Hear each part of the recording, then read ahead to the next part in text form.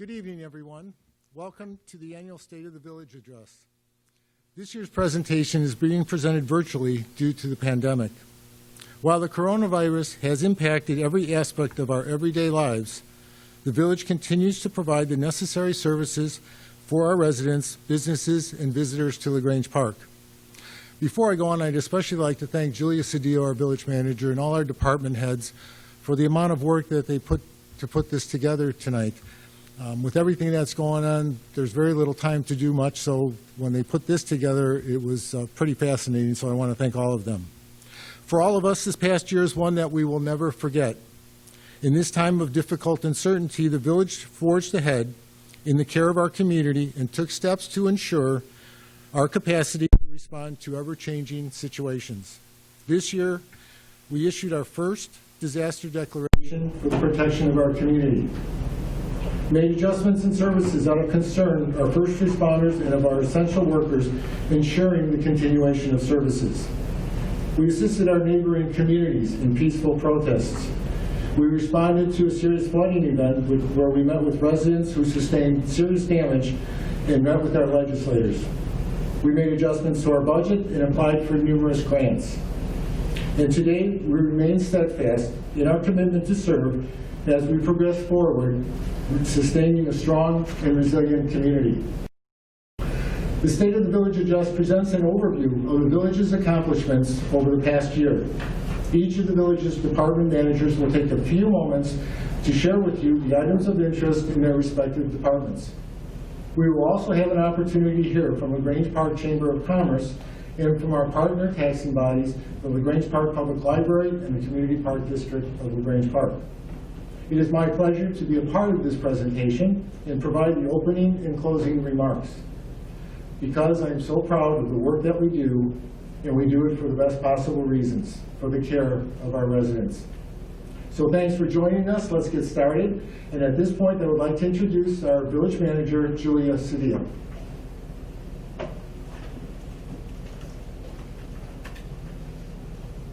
Thank you, Mr. President. It's an honor to serve as village manager, where I am responsible for the day-to-day operations of the village and executing the policies and the vision as set forth by the village board and president. As President Tisibio mentioned, this has been a time like no other, and we have worked hard to meet the challenges at every turn.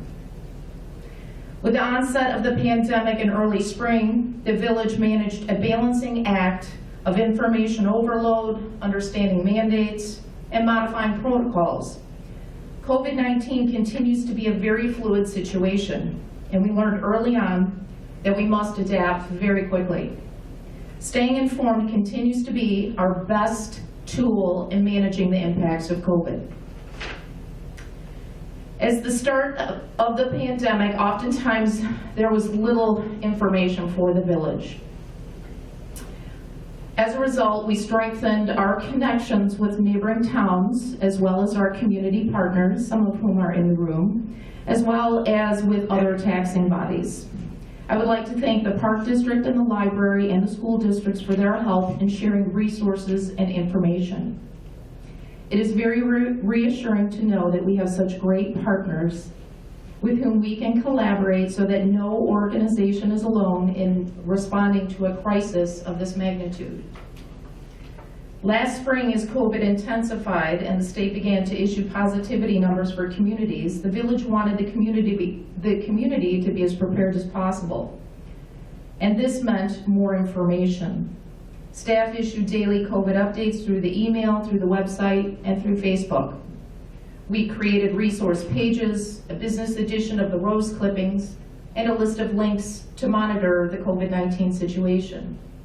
We shared local stories, and we posted a number of videos on a number of topics. We implemented an older adult outreach program, and we also created an outreach program to check up on our older adult communities as well.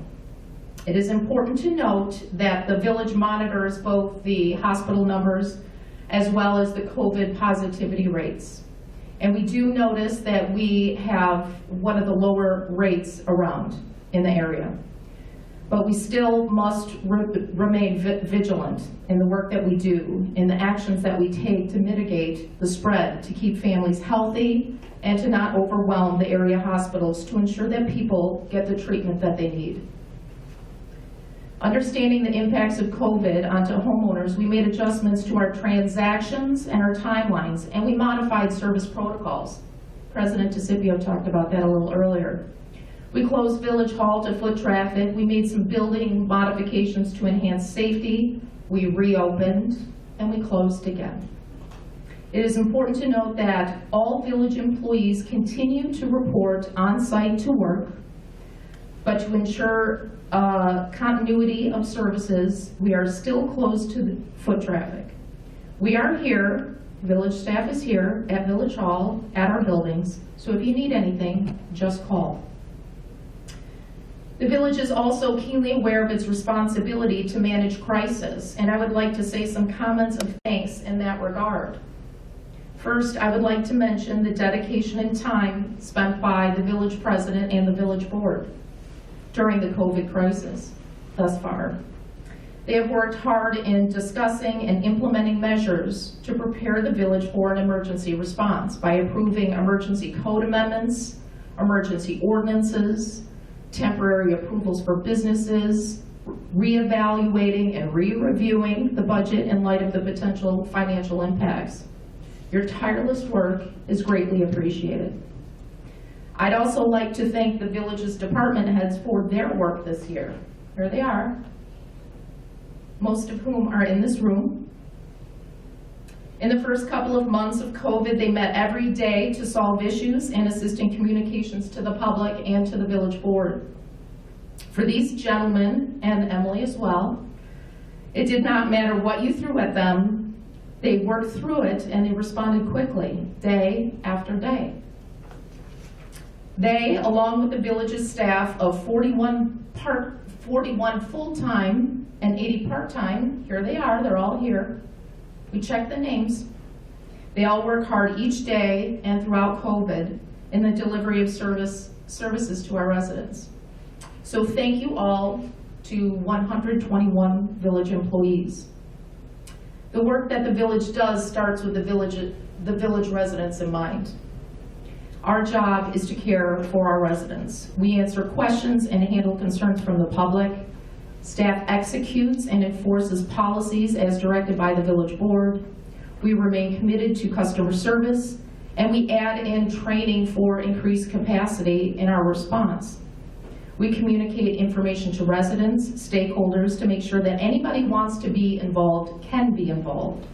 We have our work cut out for us for sure, but this is work for which all of us are very passionate. You will see later on in this presentation this evening that despite COVID, that the village board forged ahead with its planned projects, implemented measures to ensure resiliency, while continuing to focus on modernizing and improving services and processes. All of this while remaining steadfast in our commitment in caring for our residents. I want to close my remarks with two special thank yous. I think it's important that we do that. First is to our first responders and our healthcare workers for putting yourselves at the front lines at some of the most difficult situations during this pandemic. Thanks also to our businesses and our essential workers for the grit, ingenuity, and strength to push forward and carry on.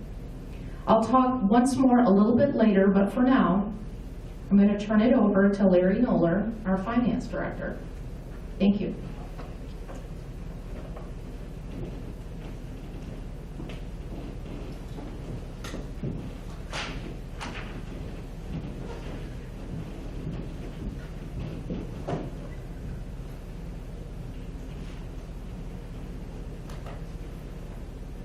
Thank you, Julia.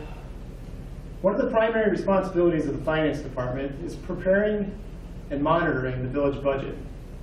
The budget process begins in the fall and culminates in the approval of the final budget by the village board each April. As always, the challenge is balancing the cost of services against limited revenues.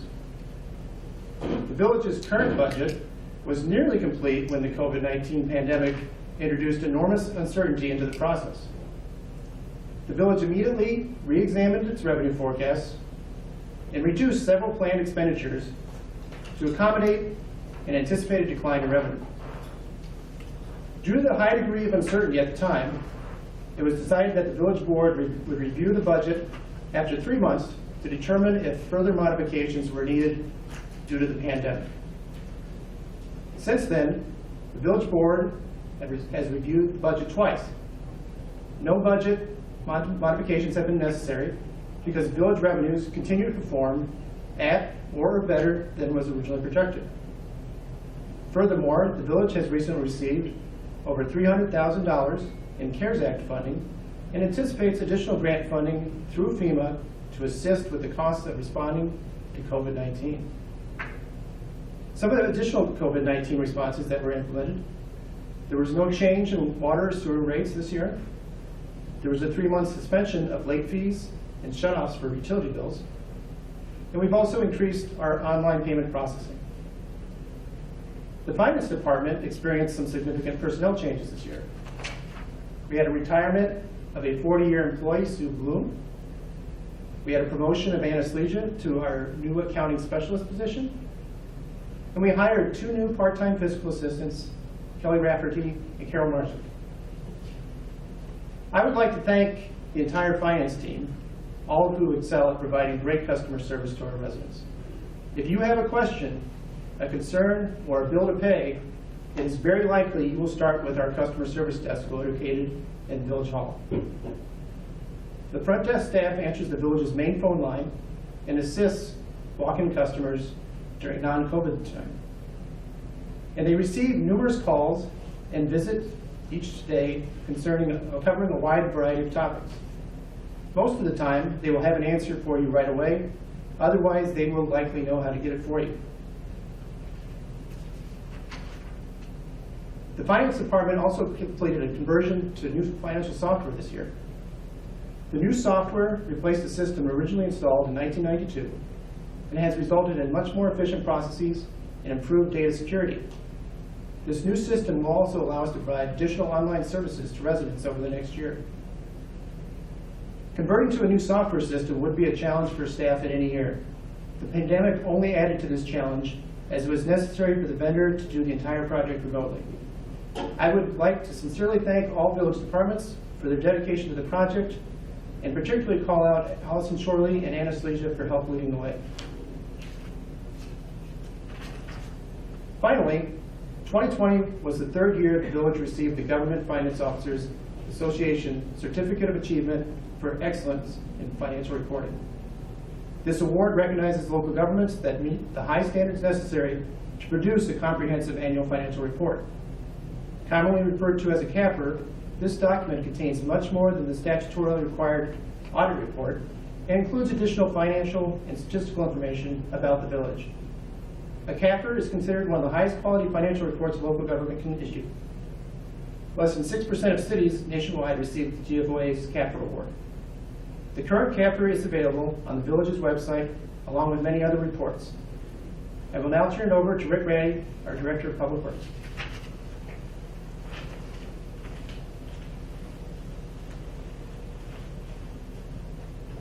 Thank you, Larry. Good evening. The Public Works Department maintains 5 core village functions: streets, including village right-of-ways, our urban forest, water distribution and sewer conveyance, fleet service, and oversight of capital projects. Each year, our department provides seasonal services for the residents, such as brush pickup, curbside leaf pickup, and snow and ice management.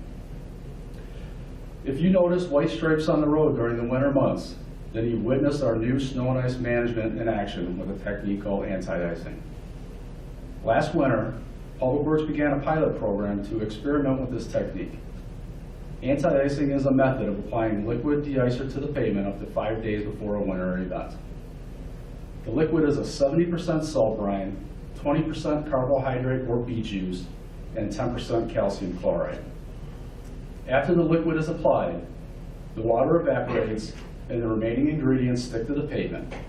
Anti-icing works in two ways. First, the product can melt either trace amounts of snow or ice, and secondly, prevent accumulating snow from bonding to the roads, allowing snowplows to scrape down the bare pavement.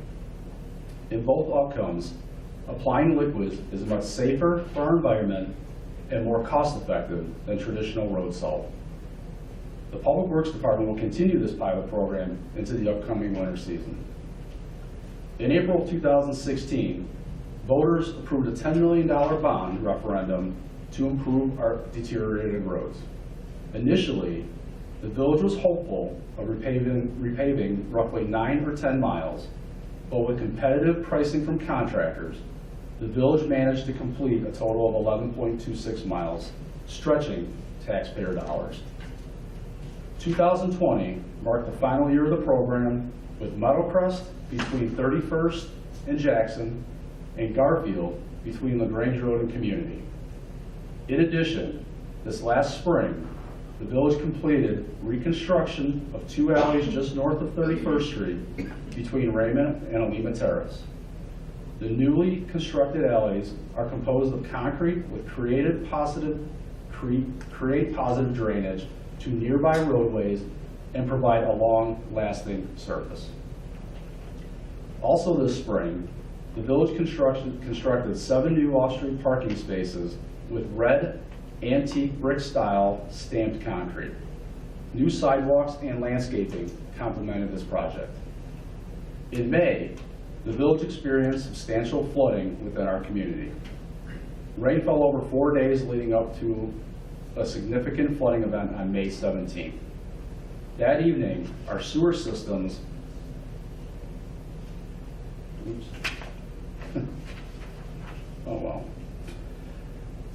the sewer systems were full and could not handle any more capacity. Salt Creek were nearly at full capacity when an additional 4 inches of rain fell in a short time, preventing efficient drainage.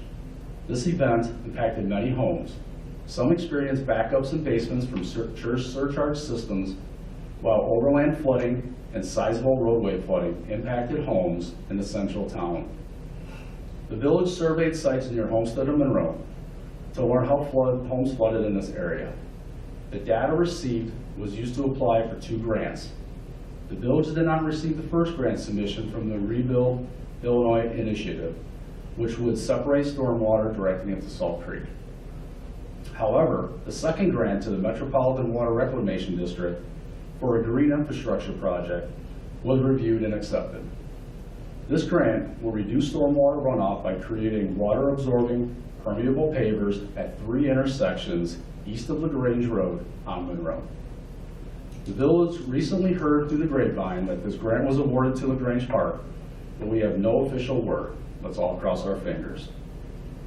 MWRD has chosen to partner with our green infrastructure project, estimated at $450,000.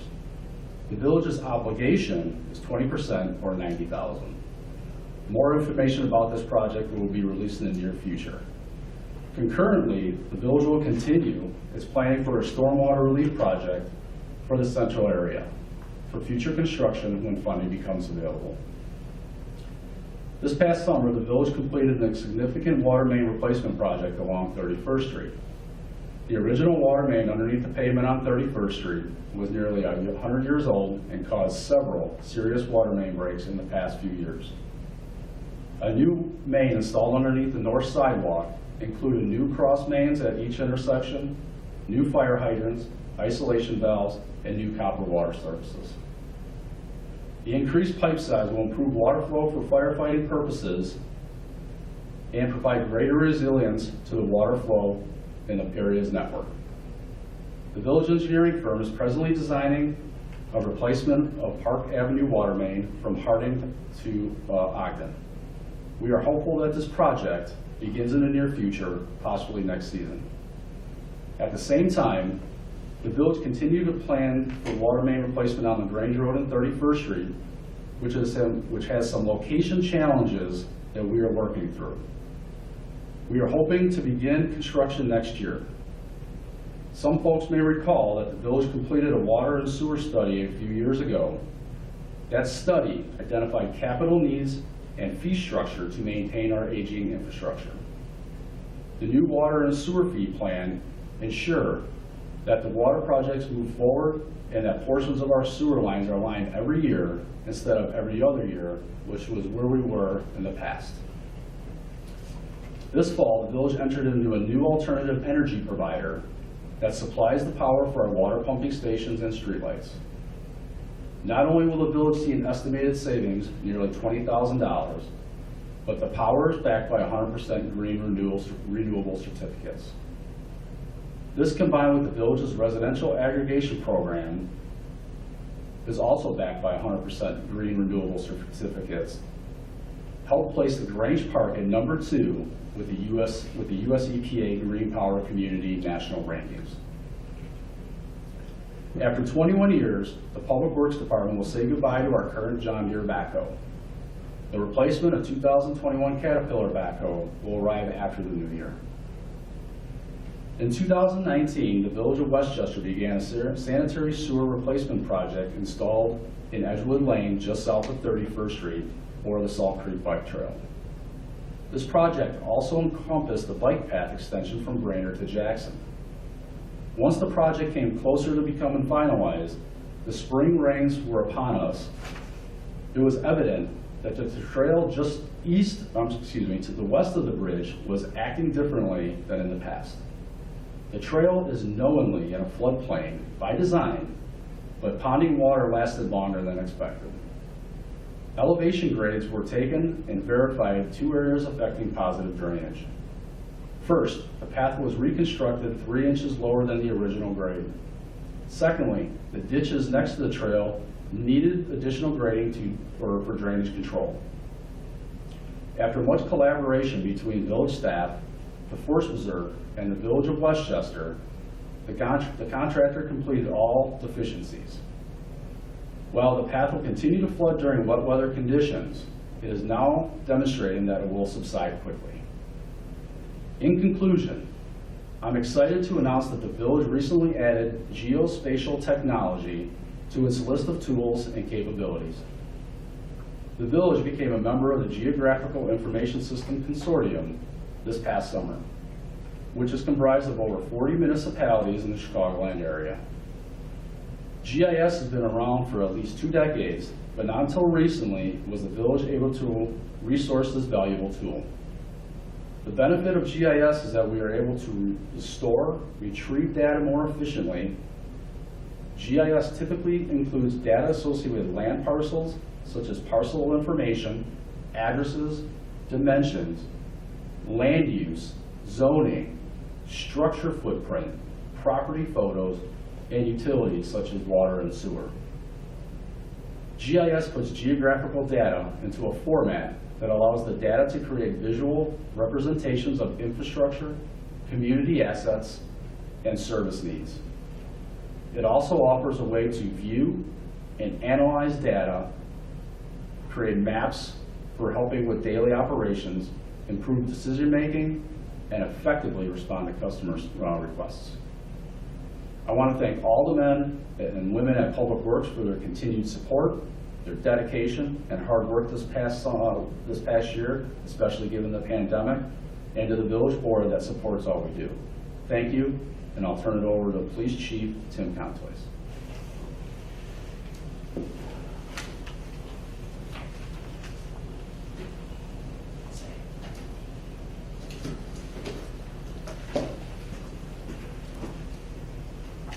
Thank you, Rick. Good evening. My name is Tim Contois, and I proudly serve as the Chief of Police for the Village of LaGrange Park. I've been serving this exceptional village as a member of the Police Department since 2002. In keeping with LaGrange Park's rich tradition of providing a high quality of life for its residents, I am proud to report that our community has been recognized for the 5th consecutive year as the 8th safest city in Illinois by SafeWise, which is a well-respected, nationally recognized home security company. In 2020, our department welcomed one new addition to our police team, Denisa Gargovic. Probationary Officer Gargovic graduated from the University of Illinois Police Training Institute in October and is currently in the process of completing our 12-week field training program. I am proud to share that Police Officer Frank Slavinik has been accepted into the DRE School, or the Drug Recognition Expert School, which focuses on drug-impaired drivers. I know I speak for the entire community when I thank Officer Slavinik for his dedication to removing impaired drivers off of the road. The police department's commitment to the community and the outreach looked a little different in 2020. The COVID-19 pandemic required us to modify the way we conduct community outreach. Along with the fire department and Department of Public Works, the police department took part in a birthday wish drive-by program for all children. In addition to the drive-bys, police department staff put forth much effort into weekly safety briefs, along with social media messages and videos related to the pandemic to help keep our community informed. While the Citizens Police Academy was put on hold because of COVID-19, we are looking forward to providing that program once again when it is safe to do so. Unfortunately, the annual National Night Out event was canceled for 2020, but we were able to present to the village board a first place in Illinois in our category group and a 7th place in the nation for 2019. This award is a true testament to the dedication our village has to this event. The COVID-19 pandemic also required us to modify activities and response procedures. While the level of service did not change, the practice of taking non-emergency or delayed reports in person changed to taking phone reports. Our goal of community safety remained a priority, and we felt modifying this procedure followed that goal. While the COVID-19 pandemic was challenging, it gave us an opportunity to focus on technology improvements that would better streamline our agency while maintaining the same level of service. As an agency, we streamlined to electronic ticketing, which included the purchase of software and in-car printers. We also transitioned to a web-based scheduling software along with a web-based vacation watch program and, of course, a new emergency notification system, Rave Smart 911. In conjunction with the Lyons Township Area Communications Center, or LTAC, the police department transitioned to a new mobile communications platform. Starcom 21 went live in May, enhancing radio communications significantly, along with allowing for statewide coverage when needed. With the transition to Starcom 21 came the joining of the Countryside Police Department to LTAC. Countryside PD joined LTAC in August and has become a great asset to the center. We continue to participate in the National Drug Take-Back Initiative, provided in conjunction with the DEA and the Partnership for a Drug-Free Lyons Township. Additionally, the department maintains a drug drop-off box in the lobby in which used medications may be deposited for proper and safe disposal. I am proud to say that in October, we turned over to the DEA approximately 200 pounds of prescription and over-the-counter medication. Expounding on the partnership aspect between the police department and community, the police department is continuing to be involved with the Shop with a Cop program. This program provides our staff with a deeply meaningful opportunity to provide gifts and resources for economically disadvantaged families that would otherwise go without during the holiday season. We continue to encourage the community to remain informed and connected with the police department through the police department's page on the village website. New additions to the page include a community relations page, which focuses on departmental training, the law enforcement code of ethics, the department's mission statement, along with the adoption of the 10 shared principles. The police department believes that it is imperative to remain transparent with the community at all times. In addition to the above, the police department has transitioned to a new policy manual with the assistance of Lexipol. With the new policy manual comes daily web-based training that focuses on all aspects of the policy manual. In addition to the daily training bulletins, all sworn members of the agency partake in monthly web-based training by the Police Law Institute. With the transition to Lexipol, the police department was able to apply and receive a 3-year use of force certification through the United States Department of Justice. This certification allows for the police department to apply for and receive federal discretionary grants. The standards for this certification were published on October 28th, and we have received certification in mid-November. 2021 promises to be another proactive year for the police department. Staff have begun working with an outside vendor on administering a patrol officer eligibility list. In addition, we continue to research the viability of reintroducing local administrative adjudication. A multitude of officers have completed Crisis Intervention Team Training, or CIT training, and we continue to enroll those who are not yet certified after the pandemic. In closing, the men and women of the LaGrange Park Police Department look forward to building on community relations throughout 2021. Thank you, and I'd like to introduce the Director of Fire and Building, Dean Magus.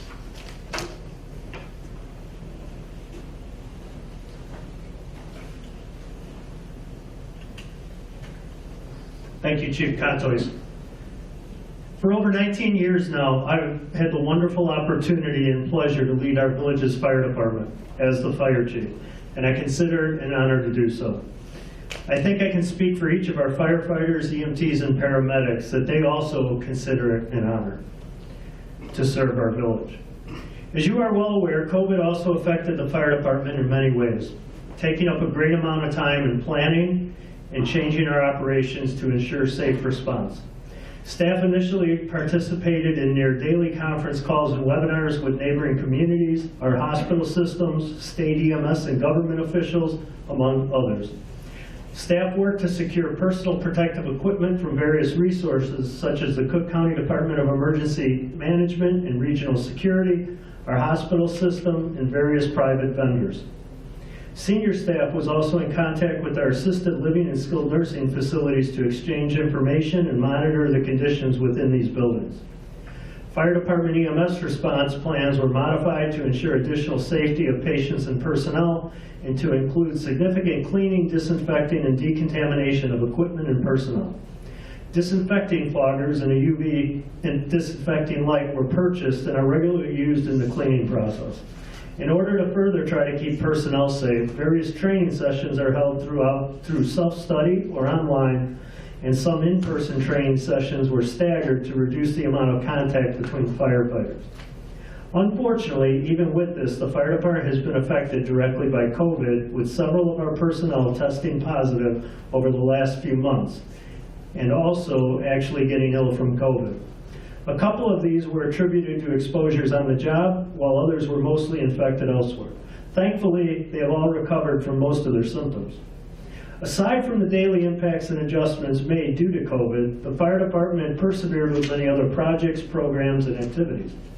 In January, 9 candidates were hired and sent to the Basic Operations Fire Academy. Even with the impacts of COVID, all 9 were able to graduate in May. In fact, 4 of our personnel ended up with over a 90% score in the class, and the class overall ranked number 4 out of the 45 classes ever held at the Romeoville Fire Academy. 6 of the spring graduates also attended EMT school and are just finishing up this fall. We are also currently in the midst of another recruitment and hiring process. The fire department also made some enhancements in equipment and facilities. Early this year, our Foreign Fire Insurance Fund approved a number of purchases. They included face coverings for personnel due to COVID, new particulate-stopping firefighter hoods for cancer prevention, and new SCBA mounting brackets for our fire apparatus, improving safety and efficiency for firefighters getting in and out of our fire engines at emergencies. They also approved the purchase of a new treadmill and new flooring for the Village Hall fitness room used by fire, police, and other personnel, which will be safer for workouts and easier to clean and disinfect. Fire and police personnel worked together to remove the old carpeting in this room and actually installed the new flooring themselves. Also, earlier this year, the fire department purchased 2 new automated CPR compression devices for the ambulances, which was planned for in the village purchase and with some additional funding assistance from the Fire Department Foundation and Foreign Fire Insurance Board.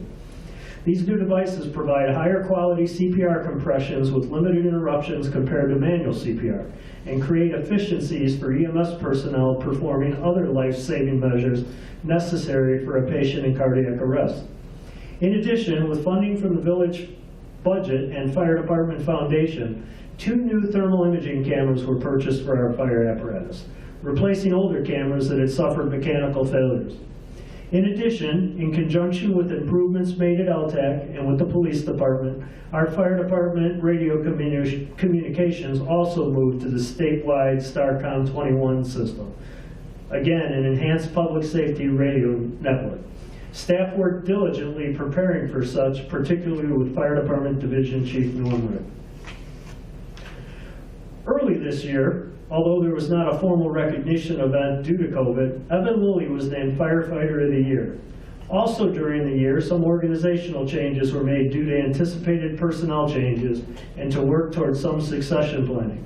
On September 1st, 3 of our paid-on-call fire lieutenants were promoted to the rank of captain. These captains, John Seneca, Jim Gruska, and Steve Tullis, each have many years of experience with our department and have various new assignments and responsibilities. In addition, in November, a testing process was held for paid-on-call lieutenants, which included a several-hour assessment center. Each of the candidates performed admirably, with John Fagan scoring the highest. As such, he has just recently been promoted to lieutenant.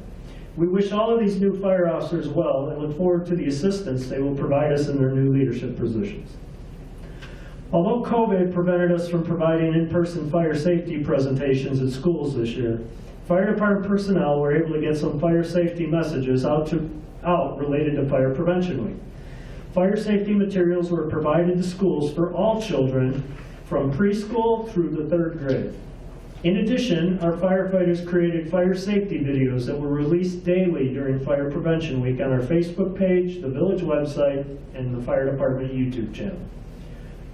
Over the past 12 months, the fire department responded to 2,071 calls for service, with 75% of those EMS related and the other 25% for fires, rescues, and other emergencies. A number of significant or otherwise noteworthy incidents are as follows. In early January, on a Friday at 1 a.m., firefighters responded to a report of gas odor inside the very large Plymouth Place building involving the skilled nursing center. Firefighters used detection and monitoring equipment and quickly searched the building, discovered a natural gas line leaking in an HVAC unit on the roof. The gas was shut down to the unit, and working with maintenance, gas was safely ventilated from the building. In June, a fire occurred in the main mechanical area in the basement of Bethlehem Woods, severely damaging a large HVAC control unit and leaking refrigerant. Firefighters were able to shut down power to the unit, ventilate the smoke and refrigeration gas from the lower level.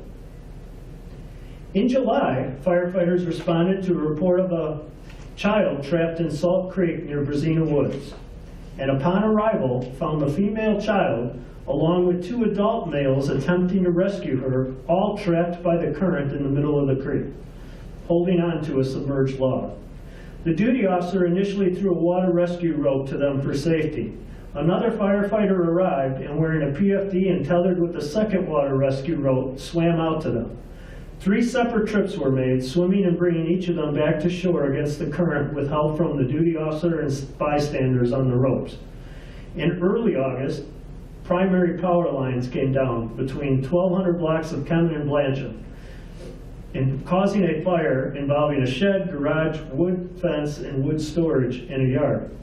Firefighters worked aggressively but cautiously in keeping the fire from spreading, as the power lines remained energized and arcing throughout the fire. In October, early on a Saturday afternoon, firefighters responded to a fire alarm at Bill's Place, which turned out to actually be a fire in the roof. Firefighters, using thermal imaging cameras, saws, and tools, worked for over an hour to find various areas of fire within the roof structure. Between the work firefighters did on the roof and above the ceiling, the salvage work firefighters did inside the store, and response to the building department, the business was able to reopen later that day. As most of you know, in addition to serving as the fire chief, I also serve as the village's building commissioner, providing overall supervision to the village's building department. I must point out, though, that our building official Patrick Boyle and building fire specialist Allison Chorley handle most of the day-to-day work. They do an extraordinary job. This year, COVID obviously also affected the building department, but that did not seem to slow things down. At the end of October this calendar year, we had issued 855 permits, where in 2019 we had only issued 773 during such time. Although many residents suffered financial impacts from the pandemic, many others appeared to take advantage of the time and resources they had to make repairs and small improvements to their homes. We saw a significant increase in the permits issued for miscellaneous residential repairs, including for electrical and plumbing, and for the installation of decks, patios, and fencing, probably linked to spending more time at home and outdoors. In addition, permits for 3 new homes were also issued. In order to handle this activity during COVID, staff made many changes to operations, developing new ways to handle permitting and payments online, and providing contact-free permitting by installing a building department kiosk in the Village Hall. During times that the Village Hall had to remain closed, such as now due to positivity rates, a drop-off and pickup area were created. This allowed residents and contractors to continue to transact business with the building department. In some cases, the building official actually drove permits out to various job sites to keep things moving. Throughout this activity and the pandemic, the department also made some significant improvements to other areas. Early this year, the village board had approved new building codes and fire codes, including them as updated chapters in the village's municipal code. This significant undertaking, involving many staff hours, updated nearly all of the building and fire codes used by the village, many of which were some 16 years old. In addition to various local amendments made to them, the village has adopted a complete set of modern, nationally recognized model codes. Also, throughout the second half of the year, staff worked many hours on planning and training for and implementing the entirely new building permit and inspection software, which is part of the new overall village ERP you heard about earlier. This new system went live on October 5th. This was all implemented without any interruptions in service while staff continued with getting their regular daily work completed. Many were involved in this, but Allison and Patrick again worked tirelessly within the building department to make this a reality and continue to do so today, making tweaks and modifications. This software offers some key advancements, such as better efficiency for both staff and those applying for and obtaining permits. Inspection results are also now added to software in the field, with results being emailed directly to permittees. Soon, if hard copies are required for particular inspections, we will have the ability to print them at the building official's vehicle on site. As staff continues to become familiar with the software and make additional tweaks to the system, additional features will most likely be made available to the public to further improve services even more. Next, I would like to note that we had a record year of property owners who have taken advantage of the sewer backup prevention reimbursement program. Unfortunately, most of it can probably be attributed to the substantial flooding the village experienced in the spring. The program was initially budgeted at $50,000, but the village board approved an additional $25,000 in late July due to the high demand. Also, unfortunately, those funds were also encumbered very quickly by those submitting applications and completing work. A total, though, of 25 property owners were able to have taken advantage of the program already since May 1st. Lastly, I would like to highlight some projects of note that our department has been involved with to some extent over the last year. Last December, work wrapped up and final inspections took place for Panera renovations and the moving and remodeling of the Fifth Third Bank at the Village Market. Although the pandemic eventually affected access to both businesses, both came out very nice. New signs were also installed at the Lagrange Park Library. At Bethlehem Woods, a new chiller and cooling tower were installed for the complex. At Homestead Apartments, they replaced 200 feet of old sewer pipe and replaced concrete areas, including many walkways. In the spring, final inspections were completed with an occupancy approved for the new Matone outdoor dining patio. just in time in trying to help them overcome some of the initial COVID restrictions that were put in place. Final inspections also were completed with occupancy approved for both Rosati's and Strive for Fitness at Plaza 31. Work is also nearly complete at Eno's at the same plaza. Clover's was approved for a temporary use and opened for seasonal business in both the late spring and again in the fall. Also, Ogden Family Dental moved their practice to our village at 1018 East 31st, completely renovating and updating their space. Midwest Motorcycle Setup also moved to our village from another village into a commercial space on Barnesdale. And 2 new hair salons opened at 1901 East 31st Street. Gemini Hair Salon, Hair Design, and With the Grain Barbers. That covers it from my end. As such, I thank you again for your time, and I'll turn it back over to Manager Cedillo.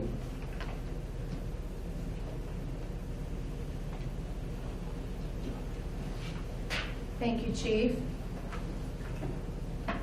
We're getting there.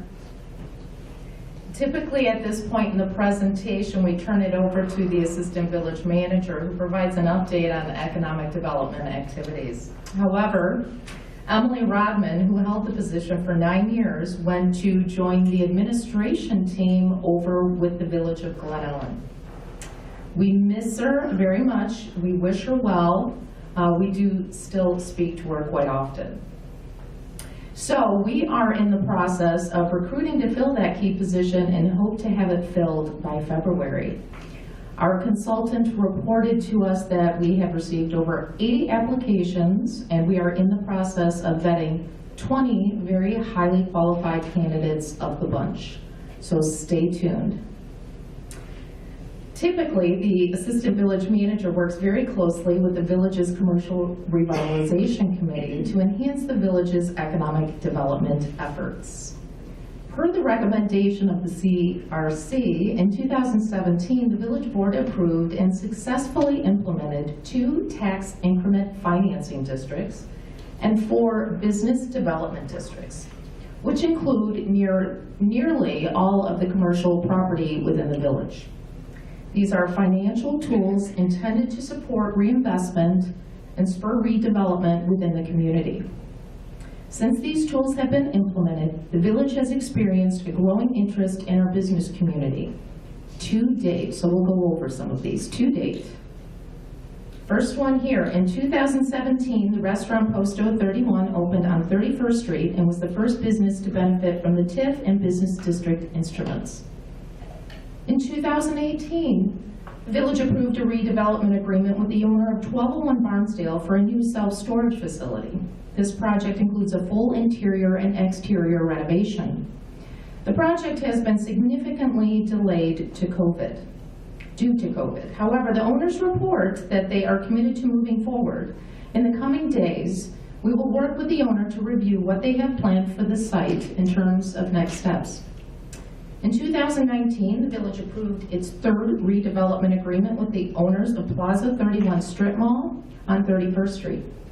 The agreement provides financial incentives for the property owner to install a fire safety suppression system throughout the tenant spaces, allowing the spaces to be leased to a wider variety of potential businesses. Rosati's opened up in 2020, while we are still awaiting news from Eno's, a Mexican restaurant relocating from Oak Park. They recently submitted their business application. There are now a couple of businesses interested in the last remaining space. Stay tuned. Also this year, the village completed a new sidewalk restoration with enhanced design along 31st Street in front of Plaza 31 using TIF dollars for the cost differential. Here we are. This new sidewalk is designed to bring attention to the site and attract tenants and shoppers alike. Nearly concurrent to the new sidewalk, the village agreed to a 50-50 payment to the owners of Plaza 31 using TIF dollars for a new concrete barrier between the walkway and the parking lot to address the grade differential that resulted from having to grade the new sidewalk to ADA standards. The barrier divides support the 2 uses and is currently being constructed. That picture was just taken yesterday. Looks good so far. The concrete barrier is also part of a parking lot reconstruction project at Plaza 31. Improvements include new curb and surfacing, new landscaping islands, and a new monument sign. There are some preliminary plans to transition one parking lot island to outdoor dining, which would have to go before the Planning and Zoning Commission for approval. Here's what the lot looks like now. So that, again, that's just yesterday. They are constructing the curb, and the parking lot surface and landscaping will occur in the spring. As Director Ratty mentioned earlier, the village recently completed the construction of 7 new parking spaces on Beach Avenue, adding to the parking availability of that commercial area. And this work was also funded through TIF dollars. It looks great. The village is in the process of negotiating a redevelopment agreement with the owner of Murphy's Auto to assist with the cost for fire suppression, water service line upsizing, and landscaping to meet new code requirements. We hope to approve that agreement in January. Murphy's is expanding by adding 2 additions to its building to offer new mechanic services for larger vehicles. The expansion will include a new parking lot and landscaping. Overall, it's just a great project. We're excited about it. The village is looking to TIF dollars to help improve the public spaces in the Village Market TIF district. One of the more immediate projects will likely include the replacement of some deteriorating streetlights. And here's just a picture of what we're looking at. Rick and I are looking at these streetlights for replacement. We are hopeful to share more redevelopment news with you in the next year as we work with potential businesses who wish to call Grange Park home or wish to expand or renovate their businesses, so stay tuned. There are some projects that we are working on now, so please cross your fingers. And looking ahead and at the greater picture for 2021, the village will reconvene the CRC to take a closer look at its economic development instruments. Now that we have more information regarding the level of revenues being generated, and taking the long view, we will look at funding performance and set goals for the redevelopment of each of the business district areas. Finally, I would like to wrap up this section of the presentation tonight by encouraging residents to shop local as much as possible. I am sure Sherry Sauer will reiterate these comments later on when she speaks. So we'd like for you to consider shopping local as much as possible, all the time if you like, and especially during the holidays. Your purchases of local goods and services will keep these dollars in the community. The business owners benefit with sustaining operations, providing jobs, and adding to the amenities and the vibrancy of our community.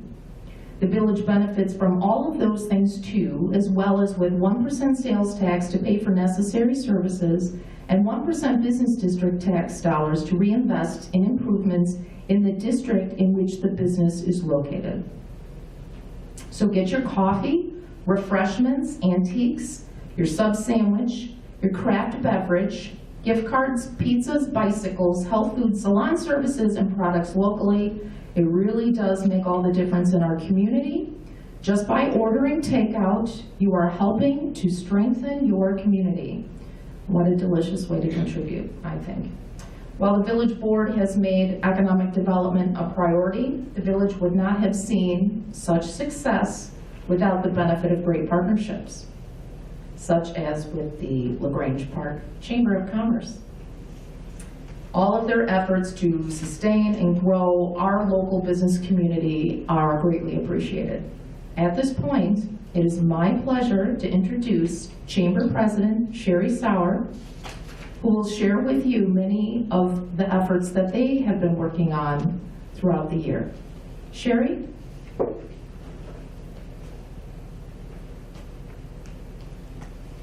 It's all yours.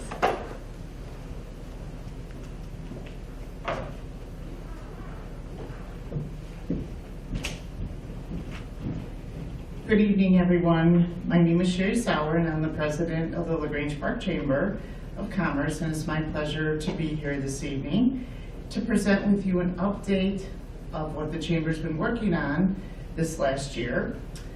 First, I'd like to mention my fabulous board members Michelle Bednars from Central Federal, Sandy Manson from First National back at Brookfield, and our members at large, Ron Manella with Miss Licky Real Estate, Anna Wagler with American Family Insurance, Jessica Kennedy with the Community Park District of LaGrange Park, and Emily Rodman, who was our liaison from the village, and we are very grateful to have had her on our board.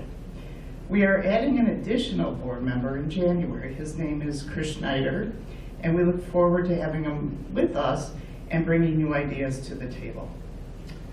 Well, typically, we have had a host of events. This year, because of COVID, we couldn't do a whole heck of a lot. The only thing that we could do is figure out new ways and pivot and to support our businesses. So we did Facebook Live interviews, and we shared them amongst all the groups to get the word out, to come and shop those businesses. We also did a drive-through trunk or treat with the Park District, which was a great event. And then recently, we did a joint venture with the Park District and the village, and through the tree lighting ceremony. Excuse me.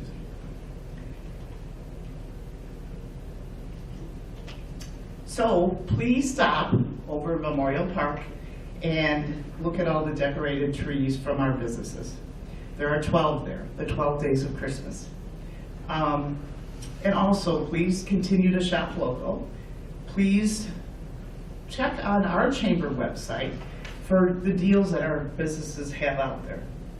And we also had 3 new businesses this year, or 2 ribbon cuttings, Rosati's and Strive for Fitness. So we wish them much success as well.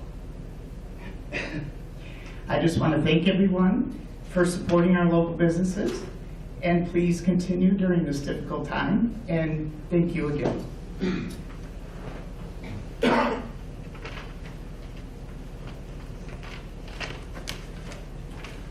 Thank you, Sherry. We're most grateful for all the work that the Chamber does, and most of it is due to the hard work that Sherry Sauer does as our president.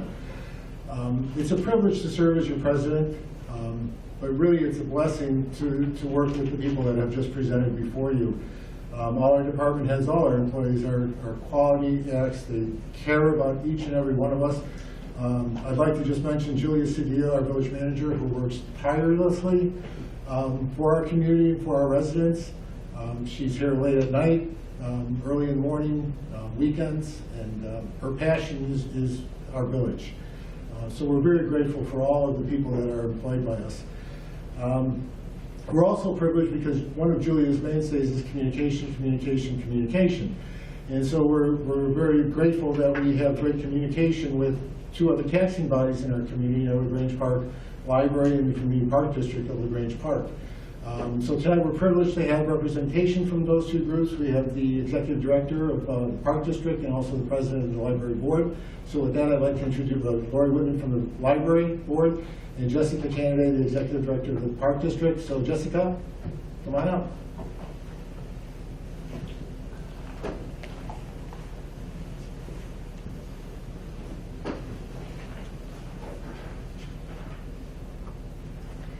Thank you, President DeCipio and the Village of LaGrange Park for the opportunity to provide this update. My name is Jessica Kennedy, and I'm the Executive Director of the Community Park District of LaGrange Park. The challenges presented by 2020 reinforced just how essential equitable public access to open space and recreational services is for the overall physical, social, and emotional well-being of our residents and community. In January and February of 2020, the Community Park District was enjoying record registration numbers and program participation. When the dire reality of the COVID-19 pandemic hit us in March, our board and staff responded decisively by implementing stringent cleaning and safety protocol, executing symptom identification training, and developing daily health self-certification protocol for staff and patrons. Knowing that the Community Park District's operating budget is funded at 40% by programming and usage fees, and understanding that the safety restrictions on recreational programming would severely impact our revenue, our board swiftly approved an internal COVID-19 response budget that addressed our workforce expenses, program cost recovery models, and increased funding for safety and pandemic mitigation. We worked with the village, library, our risk management agency, and neighboring park and recreation agencies to develop communication strategies and share information, safety measures, and operational strategies. However, it has been and continues to be the LaGrange Park residents, neighbors, and local businesses that are the Community Park District's most valuable resource in this crisis. For example, longtime resident Tim Gallagher assisted in organizing a Zoom focus group that helped the Park District to create an education and communication strategy that allowed the tennis courts to remain open and compliant with local, state, and national mitigation mandates. This provided our residents measurably valuable access to physical activity and exercise, even when our playgrounds were closed. And we were one of the only communities that were able to successfully keep our tennis courts open throughout the pandemic. This group also helped us develop safe summer tennis programming that provided an essential operational revenue stream for the Park District. In another instance, Brookfield resident and Footlight Players volunteer Vanessa Firestein helped create a fundraiser for our theater program and provide a capstone experience for more than 100 children that, due to COVID, were denied their onstage performance after months of dedicated rehearsals. And I would be remiss not to mention our Ruddy Teddy preschool families. There's no way to quantify their patience, input, and support as we work to create a virtual curriculum for their children. Instead of withdrawing from the program, a vast majority of our families finished out the 2019-2020 school year, many of them doing so expressly to support our teachers. Over the summer, our small and dedicated staff worked to design fun and nimble programming that could be delivered safely. This included a full-day summer camp program that was fully compliant with IDPH and CDC recommendations and provided parents with a fun and safe care for their children while they were at work. This past summer, we also received an incredible $25,000 donation and signed a long-term partnership agreement with one of LaGrange Park's newest businesses, Strive for Fitness. When Strive's owner, Sean Grohl, learned that COVID-19 put the Park District at risk of having to forfeit a $30,000 grant from the National Fitness Campaign for the installation of an outdoor fitness court in Memorial Park, he pledged financial and operational support to help see the project through. We know that right now, outdoor exercise is more important than ever. Thanks to Strive for Fitness, the National Fitness Campaign, and numerous generous local donations, the Community Park District will complete a full renovation of the Memorial Park multi-use courts by July of 2021. This summer, we hope that LaGrange Park residents will enjoy free access to 3 new pickleball courts, the world's most innovative outdoor gym, and a redesigned multi-use area that includes gaga ball, tetherball, a mini racetrack, and more. The new space provides multi-generational activities, ensures that people of all ages and all abilities have access to the very best outdoor fitness opportunities, and greatly increases instances of positive role modeling to our youth. When children regularly see adults exercising or participating in healthy activities, they're more likely to develop their own healthy routines that will last a lifetime. And continuing to look ahead, our board is committed to evaluating and planning improvements at each one of our parks. As part of our strategic planning process, the Community Park District looks forward to continuing to work with our community to assess the recreational needs of our residents in order to plan programming and budget for projects that address the immediate and long-term improvements needed at each park. Our goal is to work to ensure that our community has access to programming, amenities, and spaces it needs to stay active and connected, even at a distance, and healthy, both today and tomorrow. Thank you.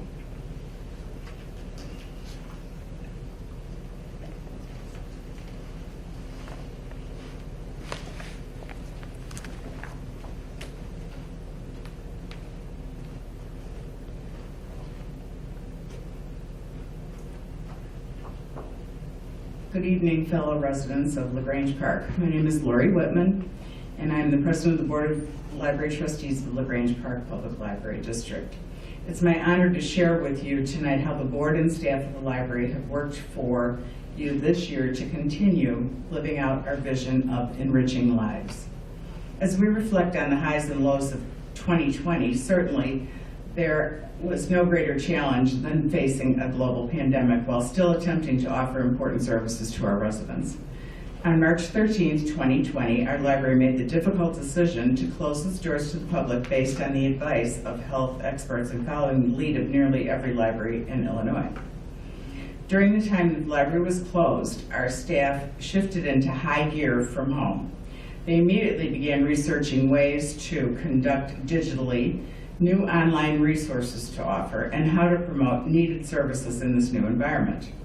Our staff ramped up our social media presence, switched to online and phone-based reference service, and added new digital services that would provide streaming and downloadable content that could be accessed from home.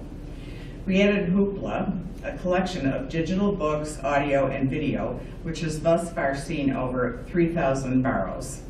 We expanded access to Canopy, another collection of videos, and saw increased use of over 240% from the same period in 2019. We also invested nearly $20,000 in Media on Demand, another collection of downloadable books and audio. The Children's Department shifted their focus to online programming and Reader's Advisory. All online programs, including Storytime's Mad Science, Kids Kitchen, and several more, have been very well received and viewed hundreds of times via YouTube and Facebook Live. Our summer reading program was online for the first time ever and helped hundreds of kids stay motivated to read during the summer months. The Young Adult Department pivoted to outreach mode to keep the teens engaged with the library. We offered interactive take-home kits and a monthly book box program that matches teens with book recommendations based on their likes and dislikes. Our amazing teens have responded to home volunteer opportunities, which included writing book reviews, sewing masks for frontline workers, and sending postcards to seniors living in our local retirement homes. One of the biggest highlights of the year for the library was the transition to becoming a fine-free library. This means that no overdue fees are charged for late returns of items to the library. Despite the pandemic, new library card registrations were similar to years past. Our circulation department developed a popular remote registration application which allowed residents to register for library cards from home, access digital services, and use their physical cards in the library once we reopened our doors. It continues to be popular with students, teachers, and residents, and we are considering expanding the program indefinitely. The week of Memorial Day, we rolled out contactless home delivery service. This was our innovative way of keeping both our staff and patrons out of harm's way while being able to offer access to our collections once again. This service continued until July 1st when we happily opened our doors to residents once more for in-service visits.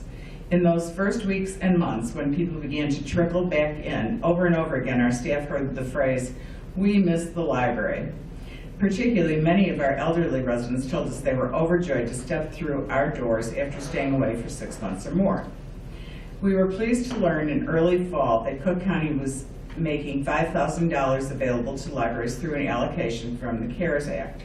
Our library applied for these funds in October, which helped cover the cost of unanticipated expenses related to COVID-19. With the recent spike in cases, we once again have moved into delivery mode for the time being and hope to shift back to in-person services as soon as the cases have declined. For the latest information about our hours of information and services being offered during the pandemic, please visit our website at www.lplibrary.org. There was, and still is, no roadmap for how to successfully navigate a health crisis of this magnitude. We are grateful for the patience and understanding of the public while we continue to make decisions that we believe keep everyone safe. And while COVID-19 has stolen much of the spotlight tonight, we cannot forget to share all of the great news about our plans for the future. Many of our patrons have become aware over the last several years that our building is in need of considerable structural repairs. 2019 was the 30-year anniversary of the library being built, and that means the useful life is up on a good portion of our systems and equipment. In the next 18 to 24 months, our goal is to correct the structural problems so that our facility will stand strong for years to come. However, we also aim to enhance and modernize the library space so that it serves as a community gathering spot. For more information about construction planning, you can visit our website and click on the link for our building project near the bottom of the home page. We were also thrilled to receive 2 grants from the state of Illinois during 2020. One of them allowed us to upgrade furniture and seating in the adult department, renovate our only quiet study room, and even retrofit all of our building's lights to LED bulbs. The second grant was focused on technology and included bringing in a new copy machine with faxing capabilities, a request we received almost daily for years and were finally able to follow through on, and also a new technology bar in the children's department with 3 iPads fully loaded with fun and educational apps for a variety of ages and interests. The Board of Trustees and the staff of the LaGrange Park Library are determined to continue enriching the lives of those who walk through our doors or visit us online. We're grateful for your support of the library and committed to bringing you friendly, safe service in any way that we can. Thank you for listening, and please consider contacting us should you have any questions related to tonight's presentation. Be well, friends, and we will see you soon. Thank you.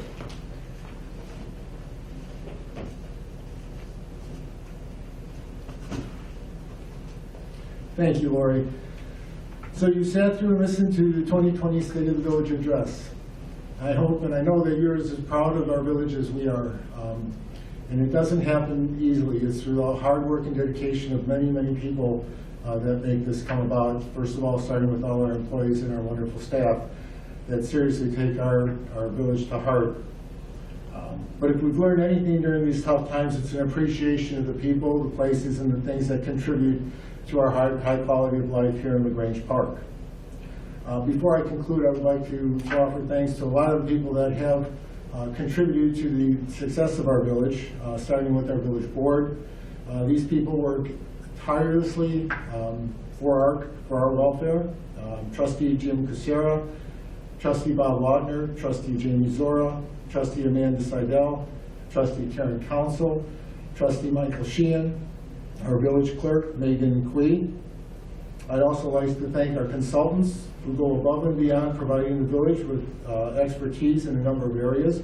Our village attorney, Kathleen Keating, our village engineer, Mark Bolt, with Hancock Engineering. The achievements of the village would not be possible without the countless volunteers who provide service. We cannot build a community alone. There's a list of advisory groups that provide recommendations to our village board or have specific authority as determined by state law. Each has a team of dedicated members, and we're grateful for their service. The Board of Police Commissioners, Police Pension Board, Planning and Zoning Committee, Sustainability Commission, our Youth Commission, Traffic Safety and Engineering, and our Commercial Revitalization Committee. On behalf of the Board of Trustees, I'd extend our sincere thank you to all our community partners. Tonight is not only a time to reflect and celebrate, it is a time to be mindful of one another's challenges, achievements, and goals so that we are able to work together in the future. Taking stock and being proactive allows us to better anticipate challenges, react more quickly, and look for opportunities and forge ahead in the best possible manner for our community. I want to thank all of you for taking the time to listen and view the State of the Village Address this evening, and those of you who turned in on Channel 6 or Channel 99. I'd also like to thank LTTV for their production of this meeting tonight, but also for all of our village board meetings that they produce. And most of all, I'd like to thank you, our residents, for all that you do to make our community great. I hope you have a good night, stay safe, have a happy holiday. And tonight we're going to end on a video, or a tree lighting video, so if you just sit back, relax, get your popcorn, and here we go.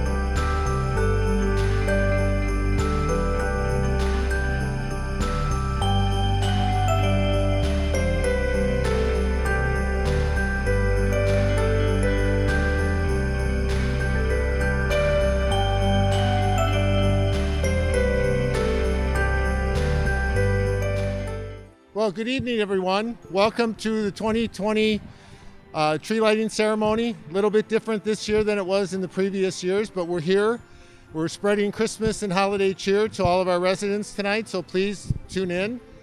We're going to light the tree in just a little bit and sing a couple Christmas carols, but before we do that, I'd like to just say Merry Christmas to everyone, Happy Holidays.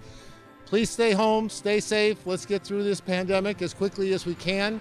Social distance, I know Thanksgiving was not the best this year. We were all isolated, but next year we'll certainly do it twice as good. So practice social distancing, wear your mask, and let's get through this pandemic. But have a great time with your family. Have a great holiday.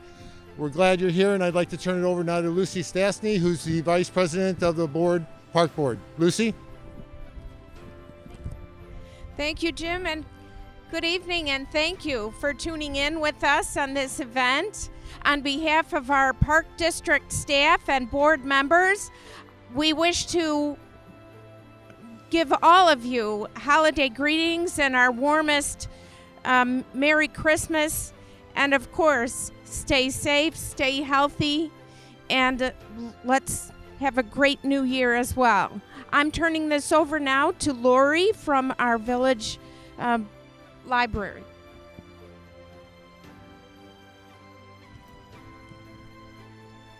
I'm Lori Whitman, representing LaGrange Park Library. Just want to wish everybody a very Merry Christmas, Happy New Year, and yes, let's look forward to 2021. I would like to, at this point, introduce Sherry Sauer, the president of the LaGrange Park Chamber of Commerce. Sherry?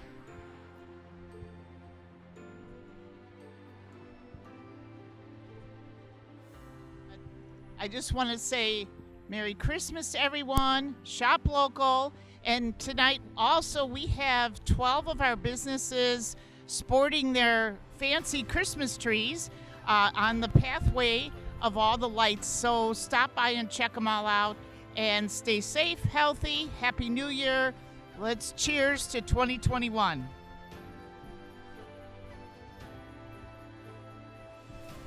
Thank you, Sherry.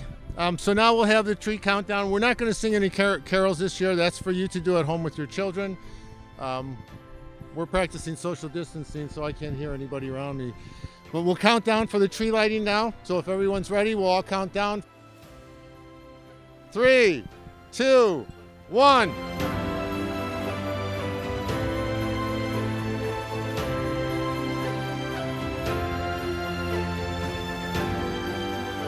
Santa Claus for the North Pole would like to wish all of you Merry Christmas, and a special thanks this year to for our healthcare workers and our first responders. Merry Christmas!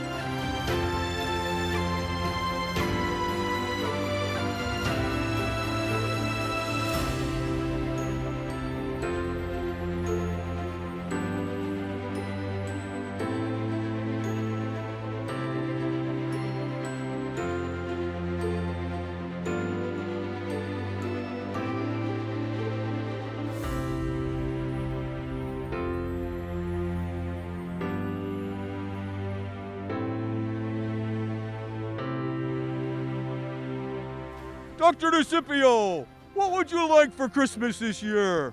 Well, hey, Santa, thank you for asking. What I would like this year is to have every child get a toothbrush in their stocking. Very good. Ho, ho, ho. Ho, ho, ho. Sherry, when I saw you today, I knew I liked you. Rematch. We could go to prom together. Ho, ho, ho. And young Sherry, what would you like Santa to bring you for Christmas this year? I would like peace and tranquility on this earth, and my children home for Christmas. Very nice. Ho, ho, ho. Merry Christmas, Lori. What would you like Santa to bring you this year for Christmas? Well, I am hoping for, as Sherry said, peace and tranquility would be wonderful. I would really love to have nice weather so we can have an outdoor Christmas celebration with everybody around. And I hope that that happens. Merry Christmas! We have our chief of the fire department with us now. And Chief, can you give us a couple of words about fire safety for Christmas? I guess that's, talking to you, Santa, I guess that's what we want. We just want everyone to have a very fire-safe Christmas and holiday season. Thanks, Chief Dean. Merry Christmas! Ho, ho, ho. And now we have Kate the librarian. And young Kate, you've been an especially good girl this year, I know. what would you like Santa to bring you for Christmas? Well, what I would really like is for the calories not to count when I eat the Christmas cookies. But more importantly, we would love to see some books under the tree this year. And if you don't have one, get a library card for your kiddos so they can come get them for free at the library. Very good. Merry Christmas, Kate.